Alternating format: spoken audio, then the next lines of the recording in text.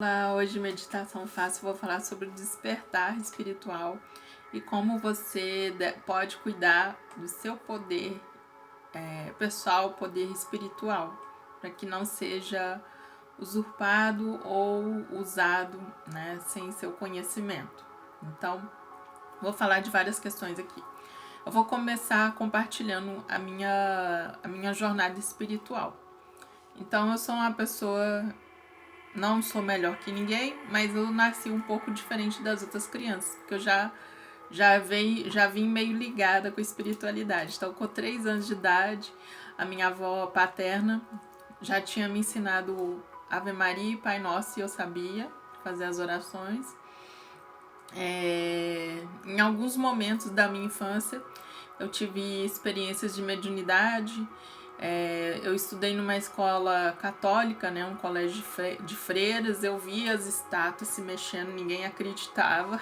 Depois eu fiquei mais calma, depois que eu conheci outras pessoas que viam as estátuas se mexendo também. Inclusive, durante uma missa, eu vi os anjos descendo os candelabros, assim. E eu desmaiei, né, durante a missa. E a minha família achava que era tipo uma hipoglicemia, algum problema que eu tinha, que nessa época eu era muito magro, eu era magricela. E aos 9 anos de idade, o meu avô materno, ele faleceu. Ele era japonês e ele tinha um otoke-san no quarto dele. O otoke-san é um altar com algumas imagens de Buda. Então eu comecei a questionar quem era Buda, né?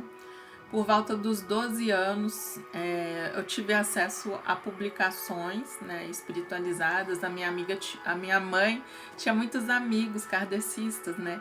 E na época era moda ler sobre Lobsang Rampa, né? Então eu li muitos livros do Lobsang Rampa, muitas vezes sem entender muitas coisas, né? Por causa da minha idade. Mas eu lia, eu tinha interesse de ler aquilo. Só 10 anos depois, com os 22 anos, que eu consegui encontrar um templo budista, né, uma sangha. E eu vou falar aqui também sobre a egrégora, né? E dos 16, né, em diante, eu comecei a despertar novamente para a espiritualidade. Eu tinha um tio que ele era garimpeiro, ele trazia algumas amostras de cristais para mim. Eu comecei a me interessar pelas questões dos cristais, né? A família não botava muita fé, não, achava que era loucura, né?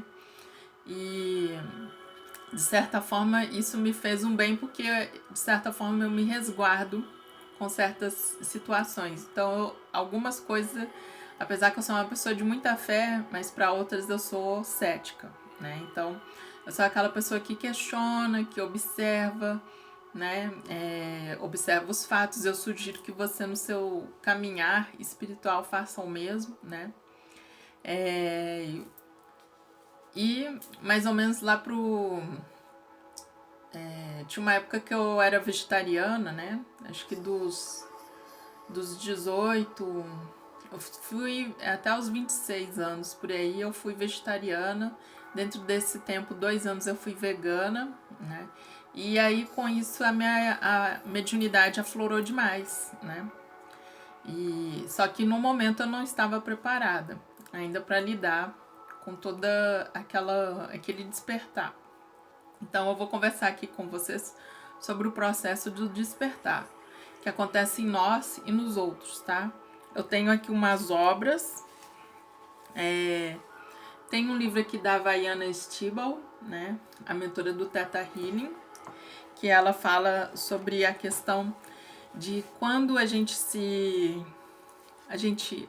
desperta, né? A gente às vezes acha que nós somos especiais. Claro, todos nós somos especiais, mas algumas pessoas caem na armadilha de se acharem mais especiais que os outros, né? Eu fui algo do tipo, eu sou o escolhido iluminado. Só que aí a gente tem que voltar, né, para a realidade. Nós estamos no nosso caminho. É um caminho árduo. Esse do despertar dói muito, dói muito. Às vezes a gente se vê totalmente sozinho. É um caminho solitário, de certa forma, porque você que tem que passar por aquela experiência, né? Eu tenho aqui uma imagem do eu superior. Então seria como a gente fosse esse ser aqui pequeno, né? Esse daqui é o eu superior, que parece até um Cristo, mas esse daqui é o eu superior crístico. Então, essas cores todas aqui, esses raios, são outras consciências. Então, nós fazemos parte, né, de uma dessas consciências. E nós estamos aqui, viemos aqui à Terra para poder evoluir, aprender, né, e um dia nos tornar, né, um eu superior crístico aqui também, agregar outras consciências. Então, cada raiozinho aqui é uma consciência, né, uma pessoa passando por uma experiência. E nós vivemos aqui num plano de uma realidade, assim, para quem não sabe descobrir a verdade, é muito complexo e às vezes pode virar sua cabeça de cabeça para baixo. Então não vou entrar muito nesse assunto, porque essas meditações aqui, essas minhas conversas são mais direcionadas para quem está começando, né? Então eu sugiro, por isso que eu bato na tecla, que a gente deve buscar o despertar espiritual. E eu tenho esse livro maravilhoso aqui, né? O grande livro dos símbolos do Reiki, de Mark Rossack e Walter Lumbeck. São dois alemães, né, que pesquisaram a origem do Reiki. E eles têm um capítulo assim incrível nesse livro, capítulo 21, sobre o que é a iluminação e a realização espiritual. Então eles falam aqui que o processo de iluminação ele não é... Você tem que cuidar dele, você que tem que manter, você é responsável em manter ele, né? E o que acontece aqui, linkando com o livro da Havaiana? Você teve aquele despertar, né? Uau! E aí você fala, nossa, que máximo! Eu tive um despertar espiritual. Caiu um véu de frente da minha visão, agora eu vejo as coisas com mais clareza. Só que aquilo é um processo contínuo, né? Você corre o risco de cair de novo, né? Você tá iluminando e corre o risco de cair.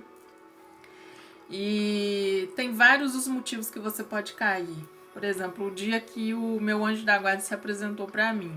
Eu tava andando na rua, né? E ele se apresentou numa forma que eu acharia familiar. Na época eu trabalhava na gráfica e tinha um rapaz na revista que eu achava muito bonito, que eu falava que ele parecia um anjo, que ele tinha um olho claro e o cabelo todo cacheado, e o meu anjo da guarda apareceu para mim dessa maneira. Então eu já entendi que as entidades às vezes podem aparecer pra gente numa forma familiar.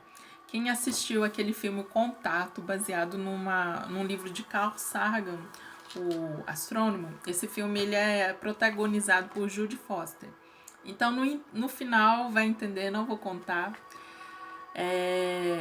como que os outros seres podem nos contactar a partir de formas familiares, né, devido à expressão de amor, né, que eles exercem.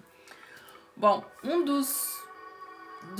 das maneiras da gente decair dentro desse processo de iluminação perigosíssimo é a vaidade espiritual, né? Outras questões também são o medo, né? E então eu vou falar primeiro aqui sobre a egrégora. O que é a egrégora? Quando a gente é egrégora, toda vez que a gente é uma congregação, né? Que vem do grego, a palavra vem do grego velar, vigiar. Então a egrégora ela possui uma força espiritual criada a partir da soma de energias coletivas, mentais ou emocionais, né? Fruto da congregação de duas ou mais pessoas. Então existem egrégoras de todos os tipos. De um bar, né? Por exemplo, meu marido participa de um motoclube. Eu tô na egrégora do motoclube, né? Você vai numa faculdade, você faz o curso tal, você tá naquela egrégora. Você frequenta um lugar espiritual, você tá naquela egrégora. Você tá ali cedendo energia, pode ser rápido ou pode ser um processo constante, ou pode ser um processo longo, né? E se você tá naquela congregação, né? E no budismo a gente fala sangha.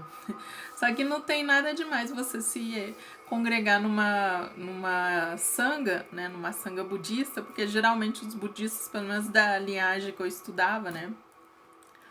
O budista, por exemplo, ele torce para todos os times de futebol. Eu estou dando um exemplo aqui muito básico. Então, ele torce para desde a pessoa lá, o faxineiro, até o chefe, né, da sanga, os protetores da sanga, as pessoas que mantêm financeiramente, né, as pessoas que ajudam, colaboram de alguma forma. Então, na sanga, que é uma egrégora budista, todos estão torcendo por eles mesmos, né? E se protegem e colaboram. Então, uma sanga é um lugar bonito, né? Uma egrégora bonita de se conviver. Existem outras também, egrégoras maravilhosas. Só que aí eu peço que você observe se numa egrégora qual o tipo de discurso que tem ali, né? E você corre certos riscos, né? Dependendo das energias que aquela egrégora recebe, se você vai num bar, né?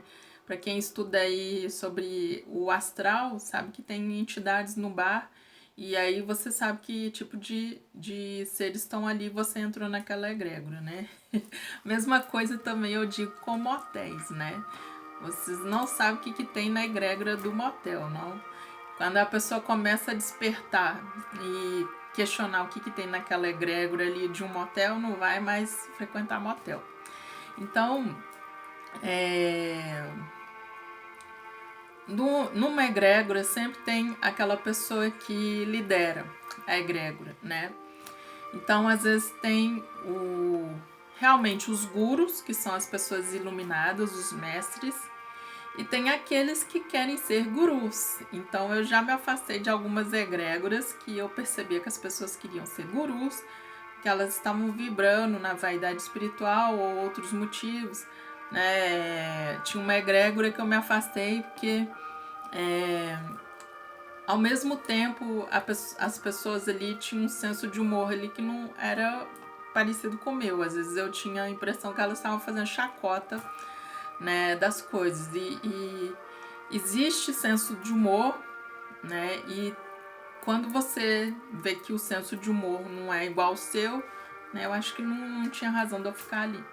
Então, as pessoas que querem ser gurus, né, que querem ser mestres dos outros, elas já estão vibrando ali na vaidade espiritual. E são pessoas que geralmente, ou não necessariamente os gurus, mas elas se destacam dentro das egrégoras delas, né? São extremamente engajadas. São pessoas que estão se sentindo melhores que os outros, né? Ou sentem necessidade de reconhecimento. Por exemplo, às vezes não exatamente um reconhecimento, mas de, por exemplo, você ceda favores, né?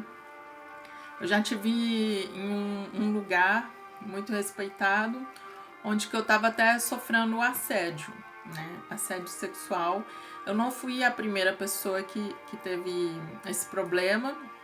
A pessoa já era conhecida, já de outras moças reclamaram, né? Quando eu fui me reportar para a pessoa que liderava, né? As pessoas que lideravam aquele lugar, a pessoa me disse que ali aquela pessoa já tinha feito isso com outras pessoas na tentativa de me fazer sentir melhor, só que eu senti pior, né? Então, como é que eu vou ficar num lugar assim, né? Um cara casado dando em cima de mim, dando em cima de outras moças, e eu não conseguia nem fazer meu trabalho voluntário ali naquele lugar, porque ele ficava me seguindo.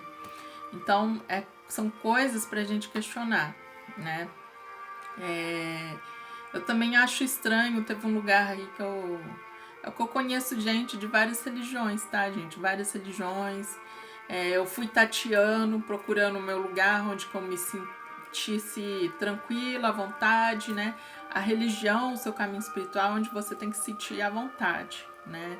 É a sua casa espiritual, apesar que também é ao mesmo tempo o seu caminho. Então eu já achei meu lugar, né?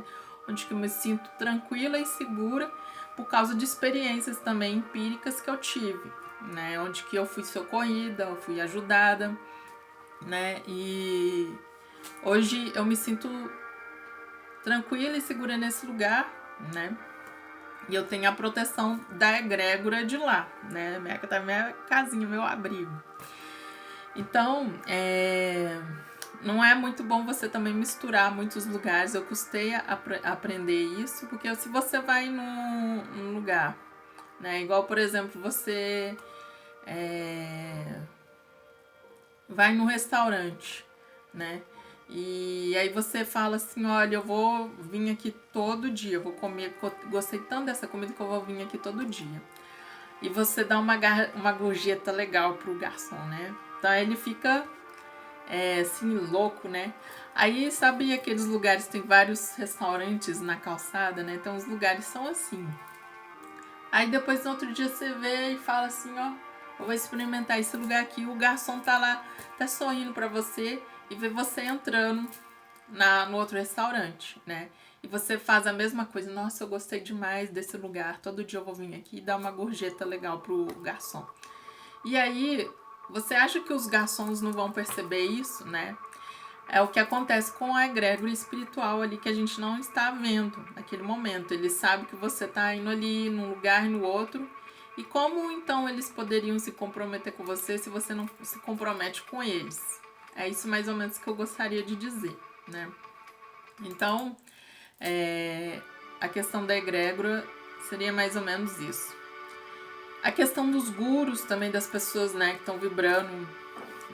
Pode ser que no começo a pessoa tenha tido, sim, uma questão sincera, né, com a espiritualidade, uma expressão sincera, ou de um contato, de ser canalizador.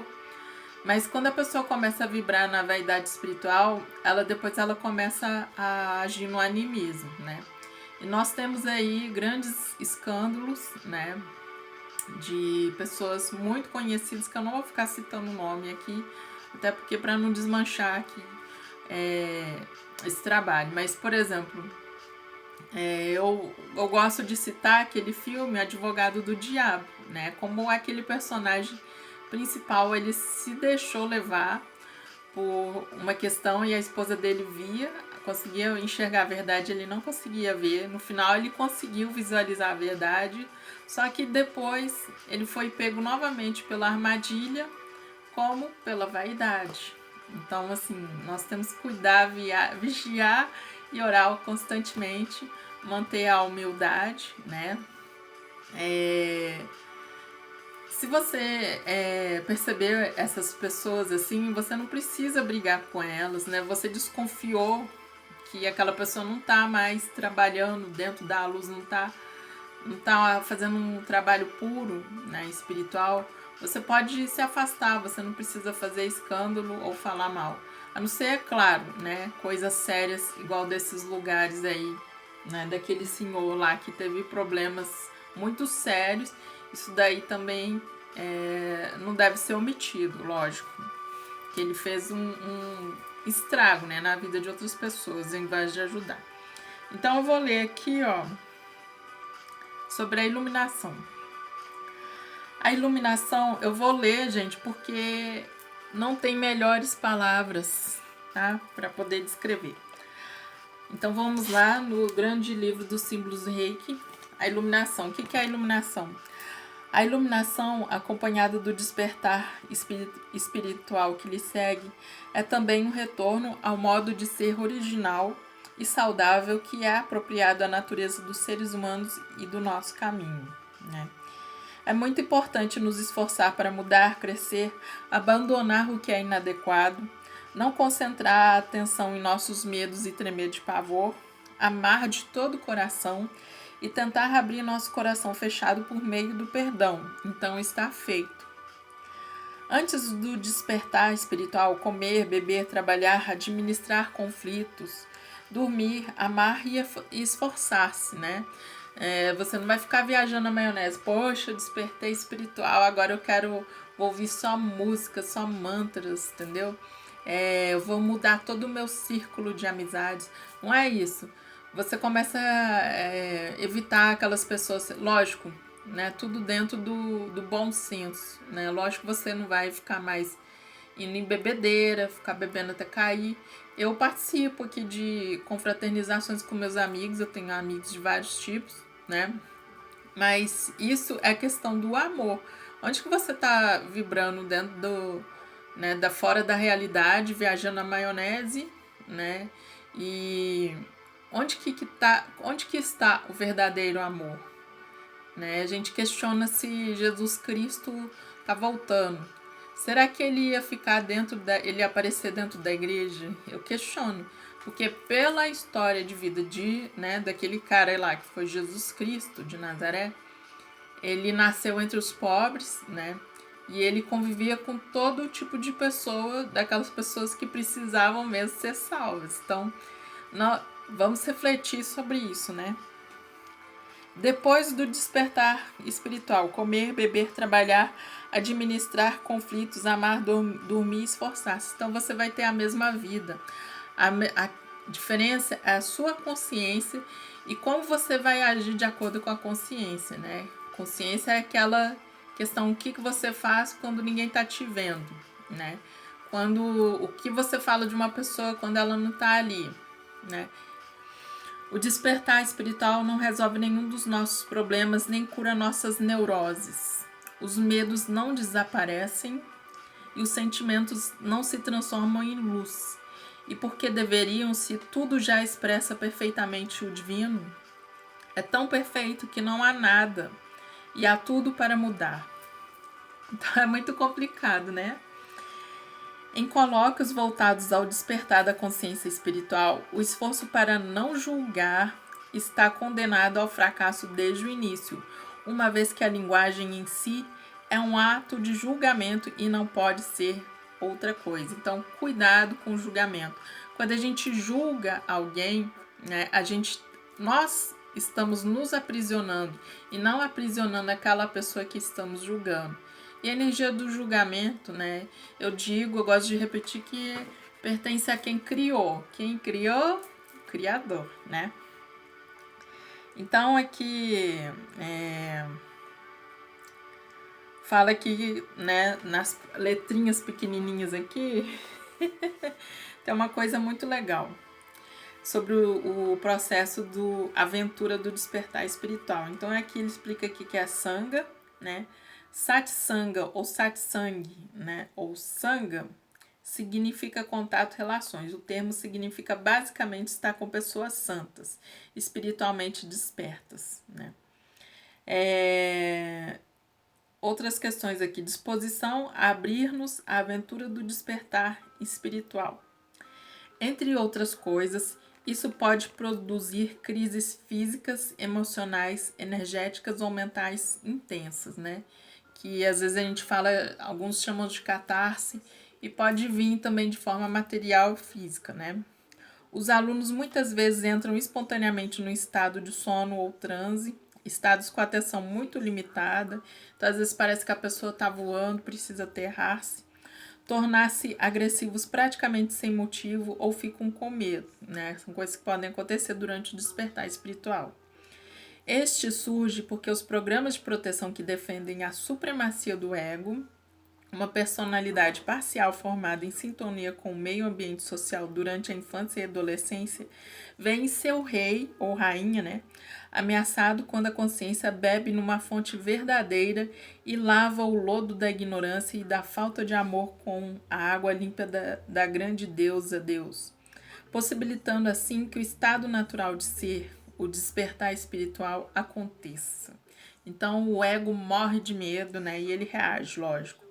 Professores espirituais têm esperança e se preocupam com seus alunos, oferecendo uma ajuda firme e decidida, apropriada a cada um deles, né? Então nós temos um medo inconsciente também do despertar espiritual e também tem aqui sobre quando devemos abandonar um professor ou guru, né? Devemos aproveitar o que é e abandoná-lo quando nossa jornada continua e ele se sentiria mal em nossa mala, né? Então, você é independente, continua seu caminho, né? E não deve se tornar dependente do mestre, né? E principalmente desapegar realmente quando você vê que aquela pessoa não está te ensinando coisas muito boas, né? No budismo a gente às vezes fala também que os melhores professores, os melhores mestres são aquelas pessoas que nos trazem circunstâncias desagradáveis, né? Os nossos inimigos. A gente aprende muitas lições daí se a gente olhar por essa ótica. Então vamos lá para meditação, porque senão vai virar uma palestra aqui e tem muita coisa para falar. Então são alguns pontos, né, que eu gostaria de abordar aqui, que são muito sérias, né, e tem muita gente por aí, muita informação, e nós temos que filtrar essas informações que nos chegam, tanto pela nossa responsabilidade quanto a responsabilidade dos outros, né? Pra gente não continuar gerando karma e continuar presa aí nessa teia de samsara, de matrix, seja lá o que você queira denominar, né? Então aqui a gente pode fazer um trabalho aqui. Eu tô tomando chá de camomila com Marcela para trazer a calma, não só a calma como geralmente fala, né? Mas no caminho espiritual, às vezes você pode, por exemplo, se decepcionar com uma coisa, uma pessoa. Então a camomila, ela ajuda, é muito bom para nós aí nesse momento. O efeito fitoenergético dela, de acordo com o Bruno Gimenez, é eliminar raiva, ódio, mágoas, ajuda a ter esperança e saber perdoar, elimina medo e falta de fé, gera otimismo e elimina o estresse emocional, acalma e relaxa em casos de nervosismo e hiperatividade. Anteriormente a esse vídeo que eu postei um de ansiedade, né? A Marcela, que é aquela florzinha amarelinha que a gente acha no campo, né, nos matos, nos matinhos, ela nos confere coragem e segurança, gera confiança para se impor em qualquer situação, né? Porque já, às vezes a pessoa que quer ser seu guru, né, seu guru, ela pode tentar argumentar para que você continue dentro daquela egrégora. Então, quando você precisa criar asas, né? Você não precisa brigar com a pessoa, né? Mas você pode verificar se aquilo continua, aquele caminho continua seu ou não. Elimina maus hábitos, né? Cria esperança, ativa a iniciativa, a vontade de fazer, a capacidade de perdoar e de limpar-se do ódio. Então, inspirando e expirando. Quando você for em algum lugar, em muitas crenças religiosas, né? É bom que você proteja essa cabeça, você está protegendo os seus chakras, principalmente o coronário, por onde entra a luz, né? E também em respeito àquele lugar sagrado. Então tem outras coisas que as pessoas questionam também. Uso de roupas escuras, não só sobriedade, seriedade, mas também proteção. Então, se você tá num lugar que você se sente totalmente à vontade, né? Você pode ir com roupas claras, coloridas, né? Agora, se você começar a desconfiar, use uma roupa escura. Hoje eu tô de preto aqui para proteção. Tô me protegendo, né? Eu já trabalhei aí em bar, numa cervejaria, e eu tinha uma outra amiga também, espiritualista também, e ela me ensinou a usar roupa preta para me proteger daquelas energias da egrégora do bar, né? A gente precisa trabalhar, a gente está no campo material, mas a gente não precisa ser radical, né? O tempo todo enviando amor, inspirando e expirando, sentindo os batimentos cardíacos. Liberte-se de todo sentimento negativo, toda negatividade. Vamos pedir conexão com o nosso mestre interno para que nos oriente, com o nosso eu superior. A maior parte das orientações vem do eu superior. Ele quer o melhor para nós. apesar que a gente vive aqui num plano de livre-arbítrio, né, de escolhas, mas que possamos evitar as escolhas duvidosas, as escolhas erradas, as más escolhas, né? Então vamos pedir ajuda ao nosso mestre interno, ao nosso eu superior. Ele pode se apresentar da forma mais familiar que você queira. Eles permitem, a amorosidade deles é tamanha que eles permitem isso. Os seus anjos guardiões, seus protetores. Você também tem o elemental do seu corpo. O elemental não é apenas para as plantas, né, para os animais, para os minerais, cristais, para a terra. É também para nós humanos. Cada um de nós humanos tem um elemental do corpo. Então vamos nos contactar com a nossa egrégora pessoal que cuida de nós no plano espiritual e vamos pedir maior contato. Se você quiser, você pode pedir o que quiser: limpeza, proteção, maior contato, orientação. Eles vão ficar muito felizes em te ajudar, em ter esse contato mais íntimo, né?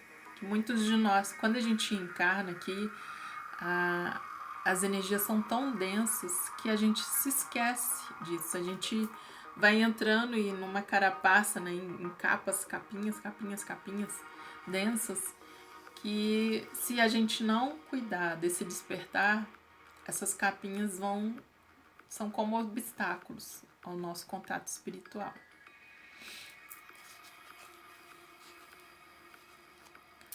Então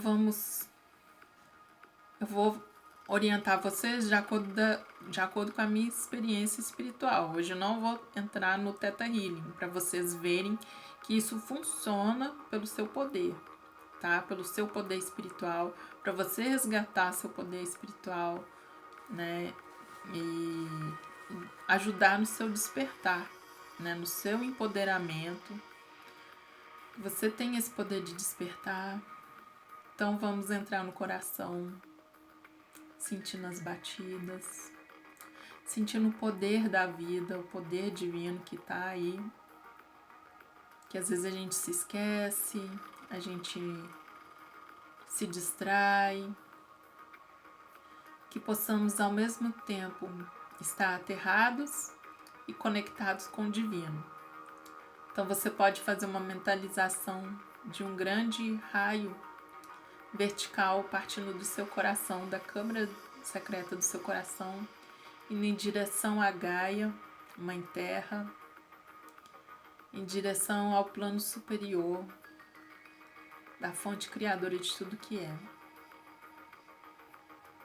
A toda a sua egrégora divina, a Mãe Divina, a Deus Pai, Mãe, Criador, Altíssimo Deus do Universo,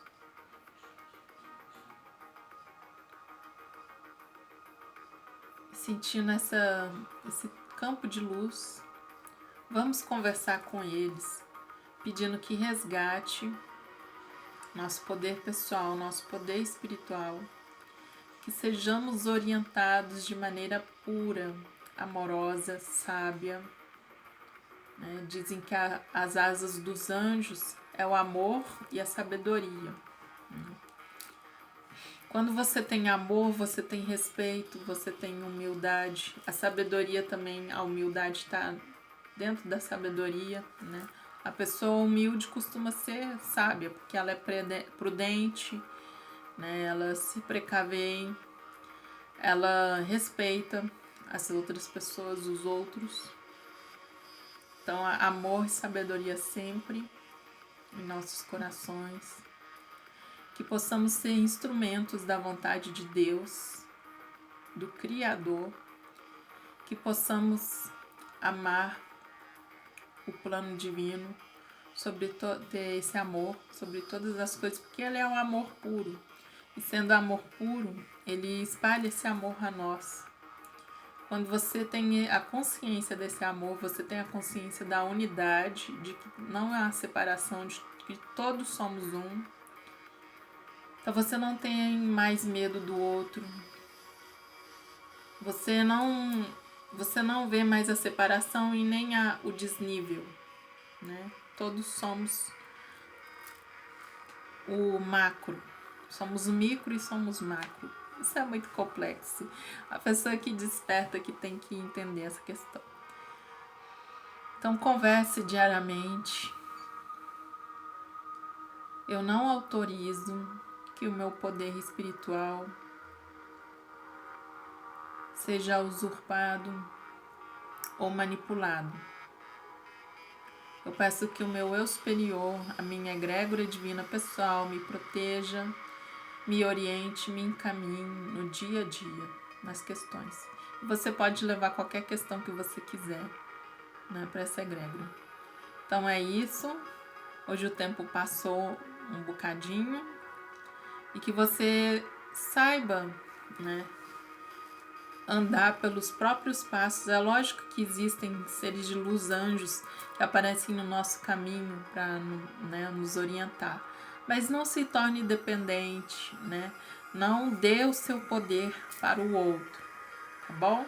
Um grande beijo, muita luz e despertar para todos nós da melhor maneira possível, no amor e na paz divinos.